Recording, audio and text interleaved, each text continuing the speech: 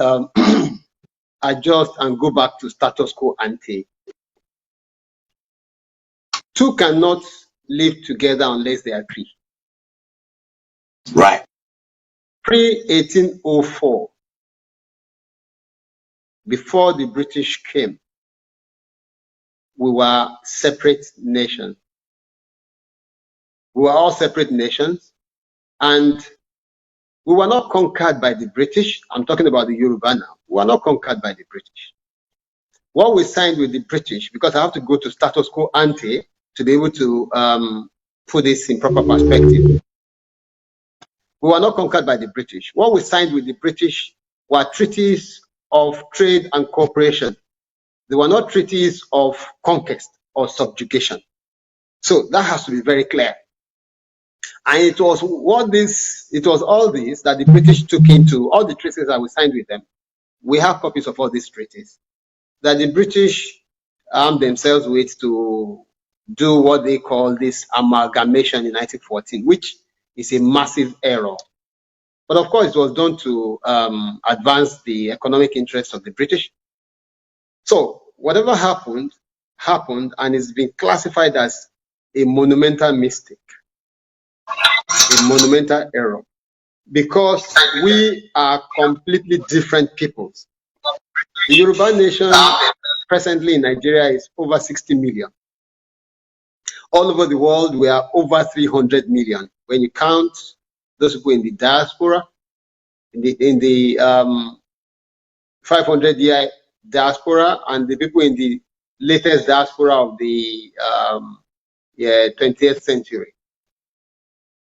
In the various countries of the world where we are as Yoruba, in America, USA, in Trinidad and Tobago, in Jamaica, in Brazil, in Cuba, in St. Lucia, in Haiti, Dominican Republic, and so on and so forth.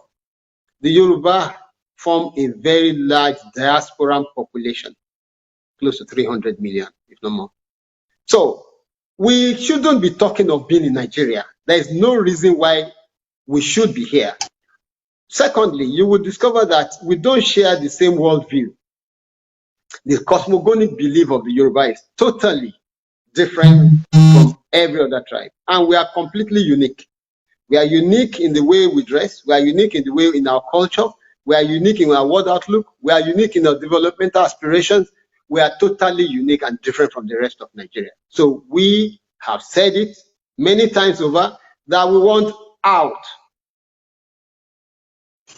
We do not belong to Nigeria and we want out. Anybody now who's telling you that they want restructuring, he's begging the question.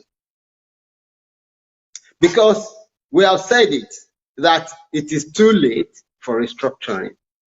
A lot of people have been shouting and clamoring for restructuring all over the whole place. Oh, restructuring. It is an old, outmoded, outdated song.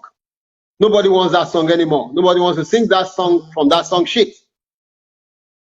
We don't even want resource control. Why are we making anybody to own what rightly belongs to us? Why? We don't want resource control. We own everything in this geographic space, right from time immemorial. Neither do we want sovereign national conference where we sit down with somebody and then we start arguing, hey, this is what you get, this is what you get. No, we want out. That is the only way we can achieve our God-given potential. And all these things that we are saying, they are all in the charters of the United Nations, the Charter of the African Union, the Charter of even ECOWAS, the right to self-determination. Two cannot stay together unless they agree. A situation where somebody says Nigeria belongs to them is talking trash. They are talking balderdash. That kind of trashy talk, I don't need to make any comment beyond the fact that when you say Nigeria belongs to you, go ahead and take your Nigeria, but Yoruba land is not part of all that. Yoruba land is definitely, emphatically not part of all that. Any intruder, any person who wants to annex Yoruba land is asking for trouble. Like the gentleman who said, the gentleman from, is it Yetiala, Kaltahure, or whatever nonsense? He said something to the effect that they will bring vigilantes and they will put them in every part of Nigeria. Let me use this opportunity and this medium to tell him that is asking for, is making a declaration of war. That's the way we consider it.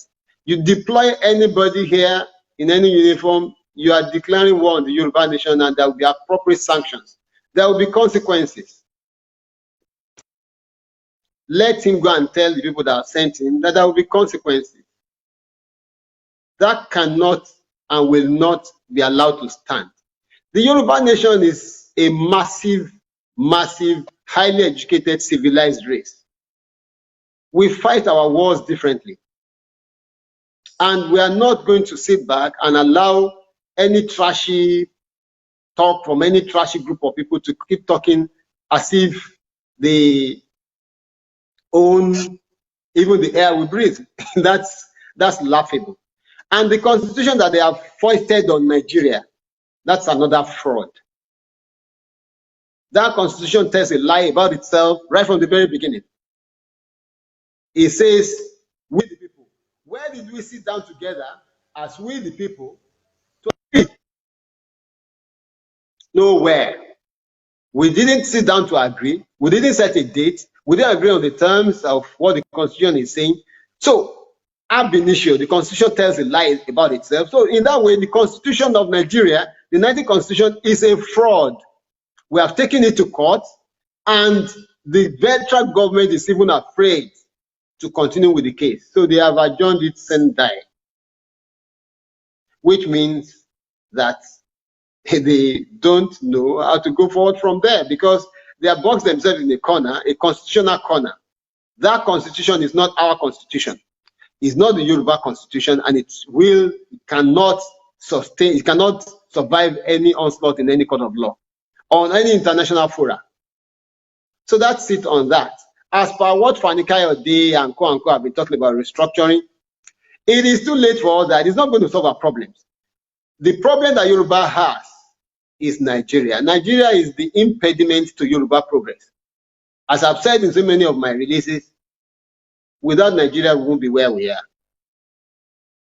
If Nigeria is out of the equation, you will see the way the Yoruba will soar. And this has been shown. It's not as if we are boasting. We have showed this earlier in the 50s, in the 60s. Yoruba was far above every other person. We were first among equals. In fact, no nation in Africa could hold a candle to us. So the fact that we find ourselves in this conundrum, in this very embarrassing state, cause for concern. And I don't think any Yoruba man should come forward today and be talking about restructuring. These people have said that they don't want restructuring. That the only way they can accept restructuring is through war. So what else do you want? They said it's only through war that they can accept restructuring. So they don't want restructuring. Because they are the ones enjoying this present status quo. They want to sustain it. You can't blame them. That's the way they are defending their own interests. So Yoruba of all you have to rise up to defend our own collective interests too. I think that puts faith to the question there. Now,